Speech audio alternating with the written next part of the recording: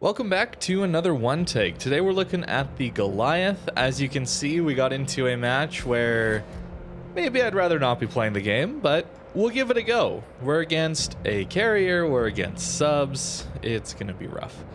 But the Goliath is quite tanky. That's what this ship does. It just kind of lives. So we gotta be a little careful with getting into position here, but I think if we're able to make it to these islands, we're gonna do all right. We do have to watch out for some overmatch coming in, that kind of thing. Unfortunately, the Nakamov has chosen us as the first target. This tends to happen to me quite a lot. But Goliath at least does... Oh, that's pain. Goliath at least is tanky, right? So we got heals. We can come back from this. It's not the end of the world. It's just very frustrating. And, you know, maybe not the funnest gaming experience. But if you're looking for a relaxing cruiser to play, even amidst all of this frustration that is in the game these days, I think Goliath is a decent option. It's just a ship that is tough to kill. You have reasonable range, as you can see with range mod, you know, getting out to 19.5 kilometers, although the arcs are very bad. Is this Nakamov coming after me? Still? There's a wide open Yamato. Come on, man. Go for the Yamato. Like, he's... Okay, good. It seems like he's going after the obvious target, which is nice. Concerns arise when I'm having to dodge things I really shouldn't have to. But here, look at the arcs for a second. Yeah, they're not the best. They're not the best. Looks like we're gonna have to dodge some Shima Torps? Elbing Torps, actually. Sorry. There's no Shima even here. He's on our team. But yeah, the arcs are very bad. They do have good pen and good fire chance, right? So 24% fire chance, 59 millimeters of pen, which is awesome, right? Like 59 mil pen is more than enough to get through most battleship deck armor. So something like the Kurfürst, right? He's got great armor, but not against our HE. Our HE is just too strong. I'm not going to heal yet. As well, as you can see, we have a super heal on the Goliath. This is a ship that I don't play a lot. To be honest, guys, it's a bit of a weird one, but I just don't have a ton of interest in it for whatever reason.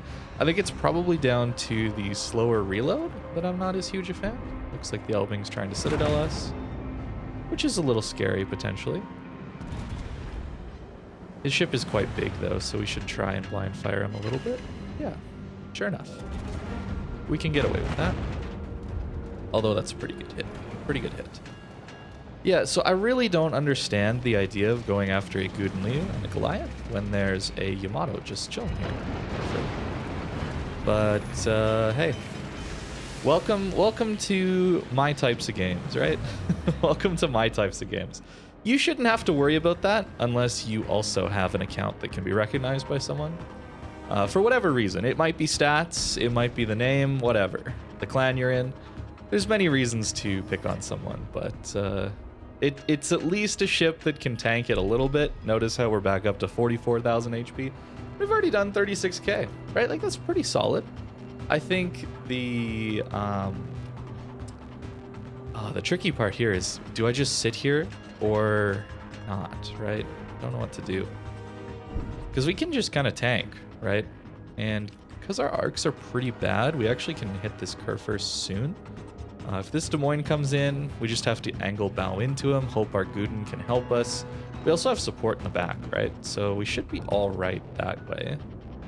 Lots of kills just came in, but relatively even still, I would say. We're just trying to hold this gap. Unfortunately, it does look like the enemy team's going to push down the 1, 2, 3 lines.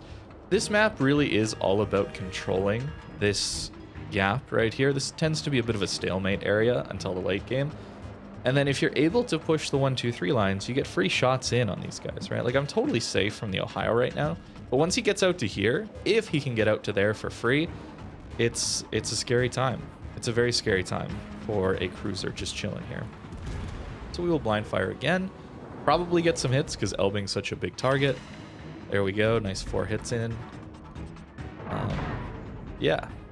I guess a bit of a weird game to start, but Goliath kind of excels in weird games, doesn't it? We'll try a salvo there. Not sure about dodging these torps necessarily, but we'll try. Gotta be a little careful of the curve first, too. We don't want to show too much broadside.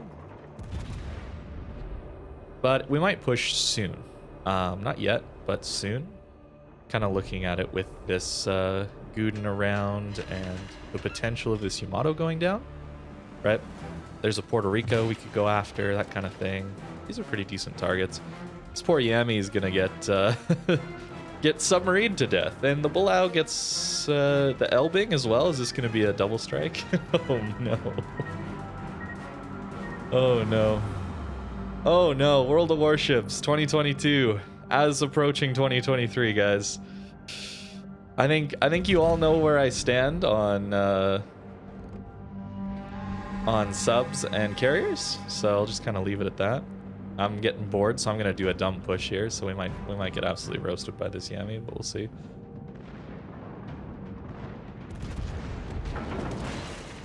There we go. Good 8,000 damage HE salvo from the front guns only. That's the nice thing here, is our alpha damage is pretty spicy as well.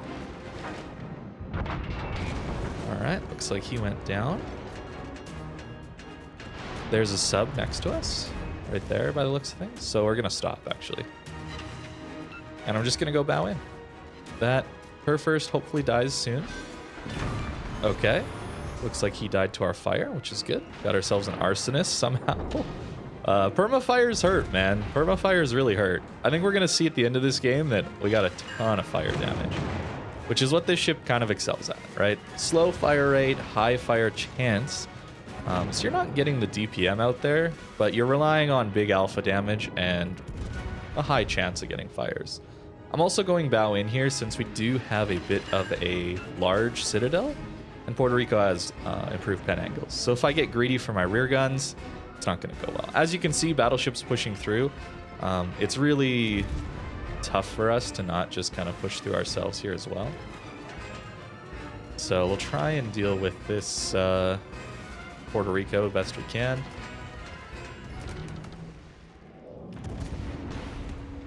Getting a little greedy here, possibly too greedy. The other thing to consider with a ship like the Goliath is you have 234 millimeter guns, which can overmatch certain ships, like a Minotaur, for example.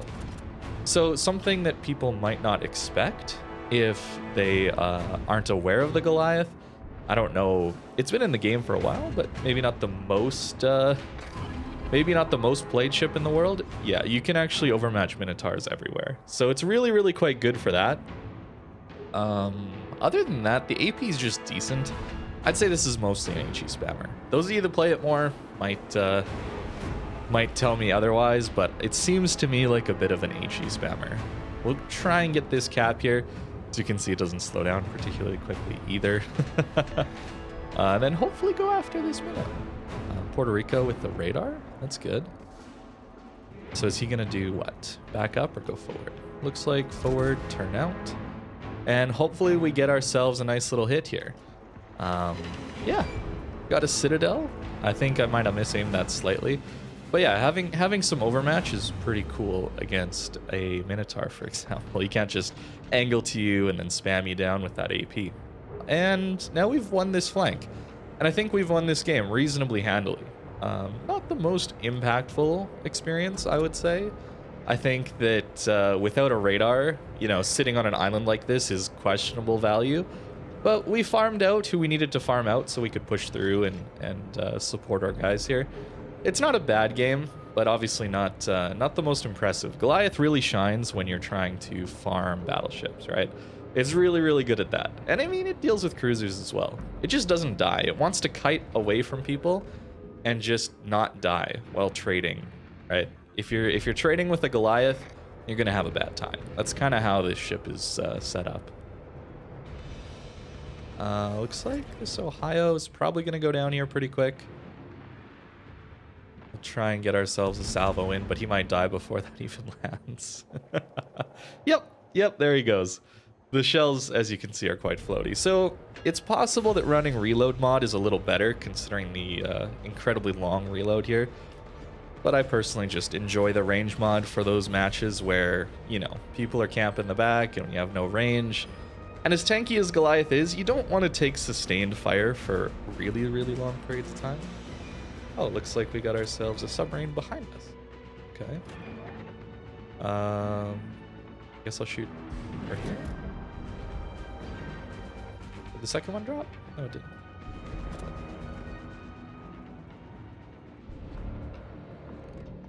I think the main issue that I have with subs these days really is I just don't know how to fight them.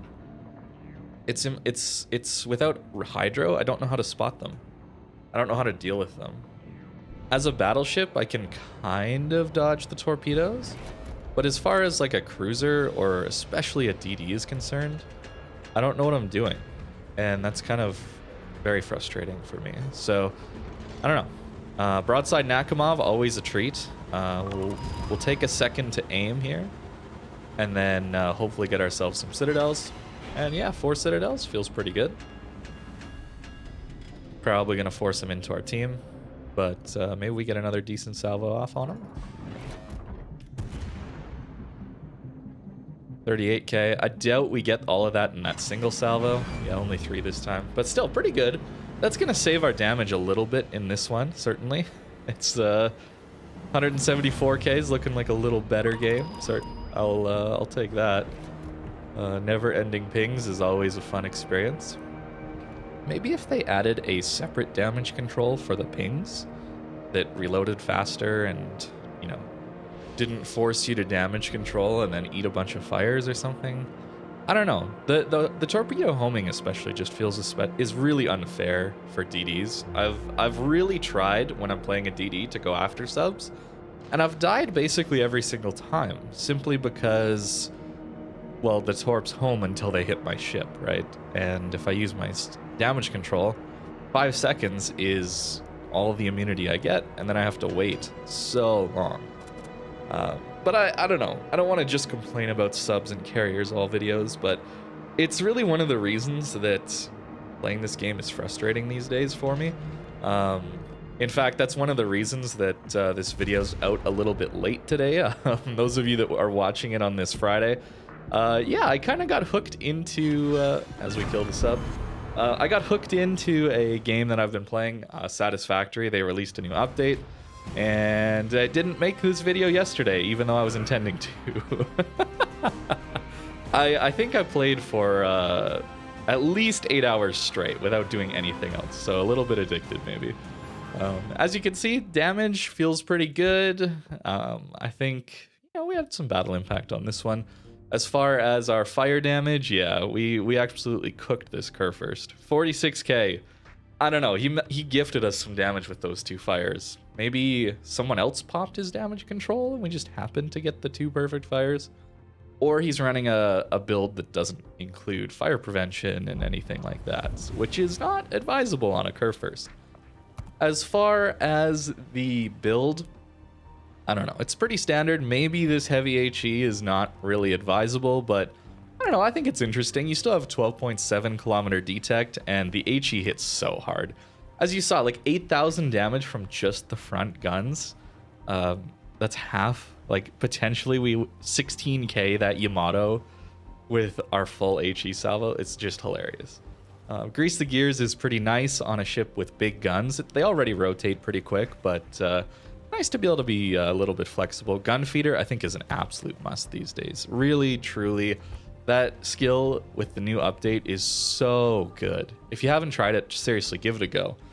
It's so nice. There's no thought really required anymore. It's just, do I want to swap salvos or do I want to swap ammo type for the next salvo or not? And if I do, I just click the button. There's no, oh, I need to wait to optimize anything. It's just very simple, very easy to use. As you can see, pretty standard upgrades as well on this ship. We'll go into another game, but yeah, Goliath is just kind of that brick that doesn't die. It's used a lot in competitive because of that. It's an easy ship to just send to a flank to just stall, and it does it very, very well. It's tough to kill, partially because the armor is pretty strong as well, and it's got a lot of HP. I wasn't taking Survivability Expert to get that extra HP up in random battles, but I decided to go for the big damage salvos instead. I think it makes it a little more fun. Although, you know, for competitive stuff, it's probably a little better to have even more HP to really lean into its strength in comp.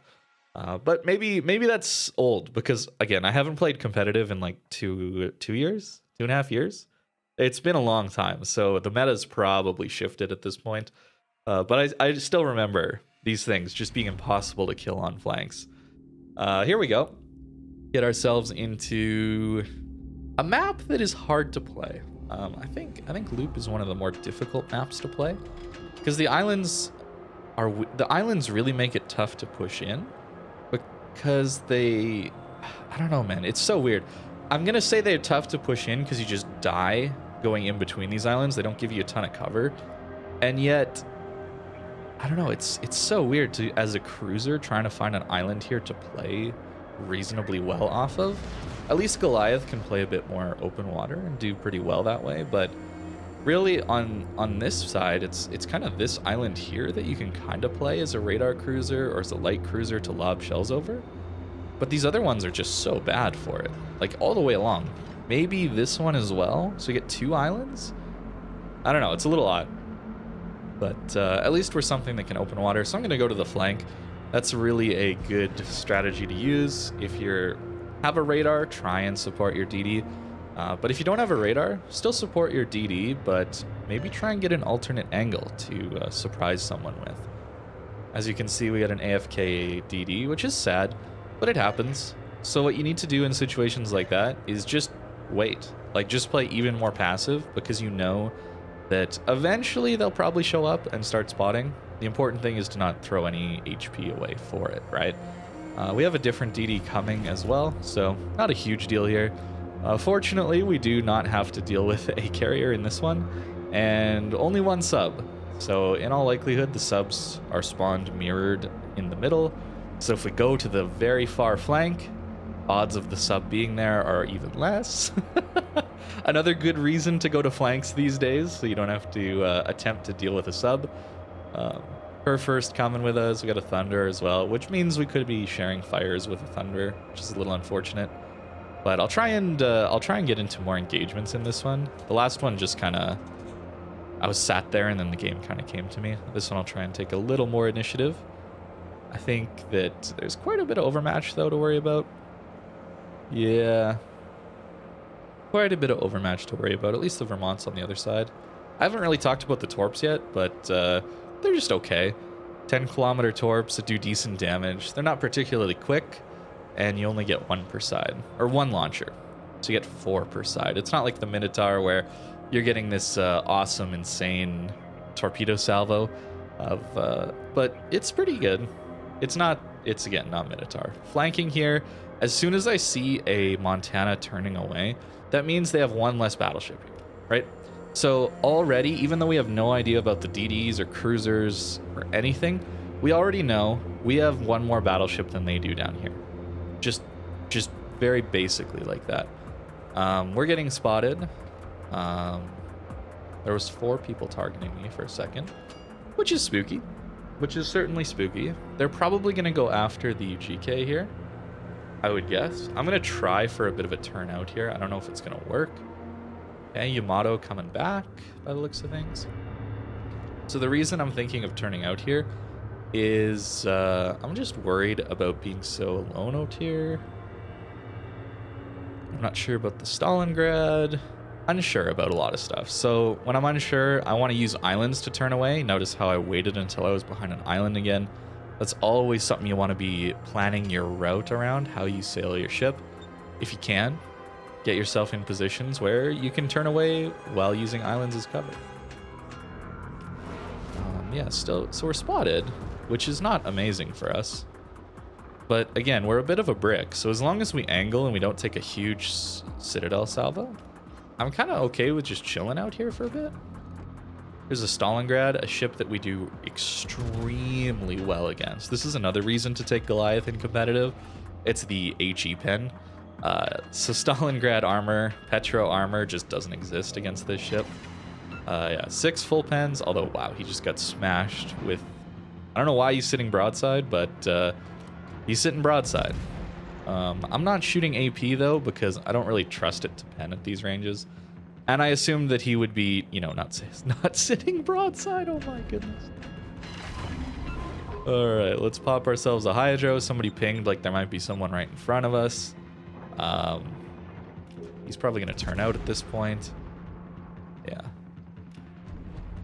Stalingrad has improved pen angles, so I don't really want to give him too much of broadside. It's one of the nice things about the ships that have a slow fire rate is you can angle in between salvos and be pretty good. Okay, we got ourselves a Yami salvo coming in, which is scary.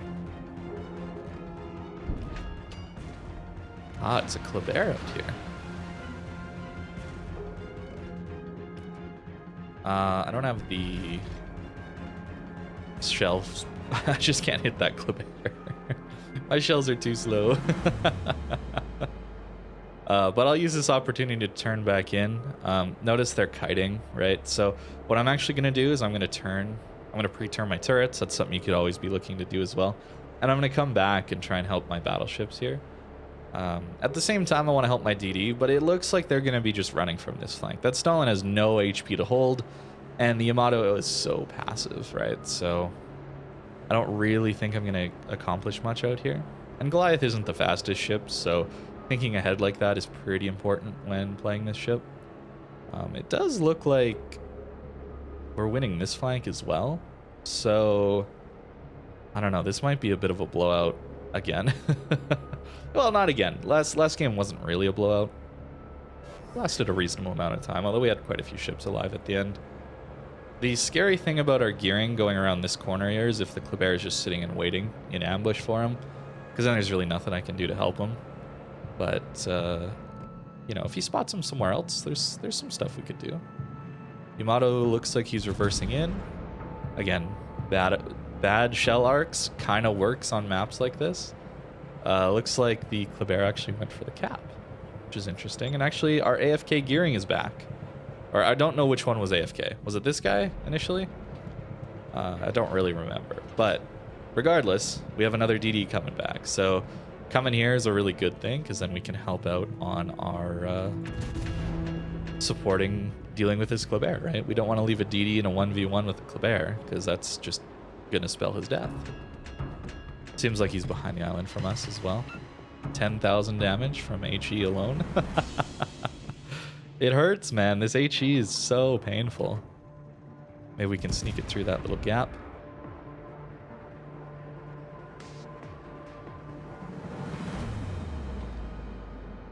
I wish I had my hydro, I'll be honest. Another 5k. Feels pretty good.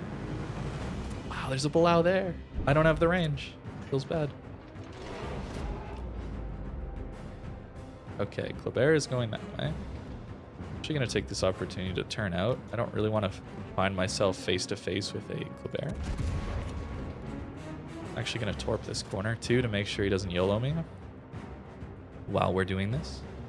Little dangerous maneuver here. I don't think he can Citadel me at this range, but a little spooky nonetheless. Stalingrad looks like he's going to try and turn away. Kremlin being there is pretty bad for me as well, so time to really turn out here. Well, this game's certainly not won. But now that they're pushing, we can actually start farming pretty well. This is the scenarios that we want to see as a Goliath, right? People pushing in, we're going to do great damage.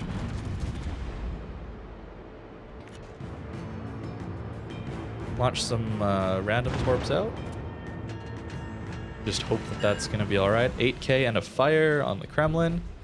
You know, we're gonna get some focus here, but this is good. It shows you how this ship deals with pressure, and I think it deals with pressure extremely well. You know, we're angled to these two guys, presenting as little angle as possible to the Kremlin. We got a double fire, so now he's damage conned it.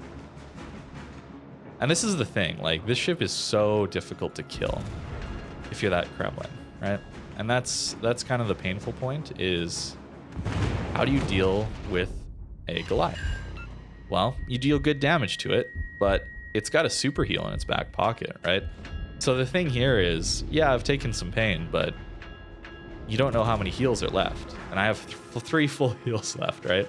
So I'm not too afraid at all, unless he gets a random double sit. There we go, another 8k. I'll heal now. You know, we got some serious focus from the Stalin and the Yamato now, but we're just gonna burn this Kremlin alive, right? There's really not a lot they can do at this point. Our Thunder is still on decent HP. There we go. Look at that. Already up to 90k. Wow, that Yamato got the RNG of his life to get that salvo. So that's not going to happen all the time, right? Most of the time, battleships aren't going to be able to hit you that well. Especially when angled. But yeah, apparently he did. I mean, Goliath's a big ship, but that was like half my HP in a single salvo, which feels a bit bad. So hopefully they don't kill me here. Oh, they just Citadel me. Okay. So I guess I'm wrong about Goliath. It's not tanky at all. What am I saying? All my experience playing comp trying to kill these things while they're angled means nothing. When I'm in a Goliath, it's like a Minotaur basically. So there you go. There's Goliath. I don't play this thing much. I find it boring. I assume it should be tanky. I don't know what I don't know. Maybe I played it really poorly. Maybe you Goliath owners can tell me. Maybe I made massive errors there, but I felt like staying angled, using my rudder and my speed to try and dodge was a good idea. But I don't know. Maybe I'm totally wrong, right? Like we got ourselves a Minotaur version of a Goliath. I don't know. We'll see. Okay, looks like we actually ended up winning that game. Probably not thanks to me very much, but yeah, we didn't do so well in that one, but it happens, you know, not every game is gonna go perfectly. We did farm out the Kremlin reasonably well, but yeah, we took a lot more damage than I was thinking. That's, yeah, usually, I don't know. Maybe I'm just totally wrong. I don't play this ship a ton, but you know, a 40 mil deck is really good, right? And against a Yamato where you angle like this, you know, it's probably gonna hit that bounce. That's one of the strengths, right? Against 457s and everything like that. Of course, overmatch is there. There is a stepped Citadel, so it's not out of the realm of possibility, but man, it sure feels bad. But hey, it happens. So Goliath tanky until it isn't. It's a decent ship though, and I know a lot of people enjoy this one. I just find it a little bit boring. I don't know. The long reload combined with just not a lot of utility. Farming battleships is just something that I can do in a high DPM ship, and I find a little bit more fun. But there you go. There's the Goliath. Let me know what you think in the comments below of this ship and how it went for me. Thank you for watching this video, and I hope you have a great weekend.